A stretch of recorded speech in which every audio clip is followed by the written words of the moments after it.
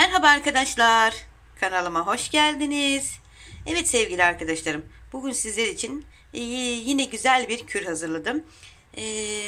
Şöyle bu yapacağımız kürü günde 2 kere gönül rahatlığıyla yiyebilirsiniz arkadaşlar. Öncelikle bu kürümüz ne işe yarıyor?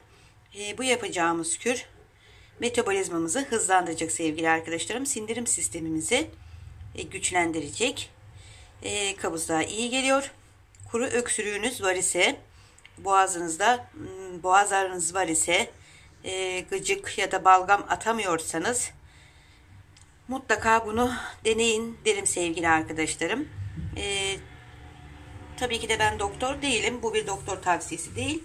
Bizim evde kendimizin yaptığı, çocuklarıma da gönül rahatlığıyla verdiğim bir kür arkadaşlar. Şöyle gördüğünüz gibi şu nedir? Bunu ben yazdan kendim yaptım.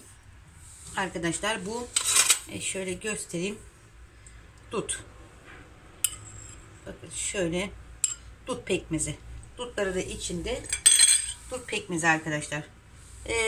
İçinde dutunun olmasına gerek yok. Normal dut pekmezi de alabilirsiniz marketten. Ben kendim yaptığım için bunu kullanacağım. Şimdi dut pekmezimiz şöyle bir kasemizin içine koyalım. Sonrasında arkadaşlar içine şöyle gerçek bal olacak petekle şu kadar bir ayarda, yani bir çay kaşığı kadar diyelim, şu şekilde balımızı ekleyelim.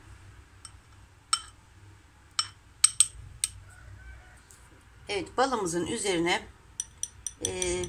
bir çay kaşığı zencefil, bal, zencefil pekmezimizi güzelce karıştıracağız sevgili arkadaşlarım. Bunu günde 2 kere yiyebiliriz. İlk yediğimiz sabah kalktığımızda aç olsun lütfen. Sonrasını gün içerisinde yiyebilirsiniz. Deneyin arkadaşlar. İnşallah sağlıklı bir şekilde hem metabolizmanız hızlanacak hem de kuru öksürüğü, boğaz ağrısına kimyasal ilaç kullanmadan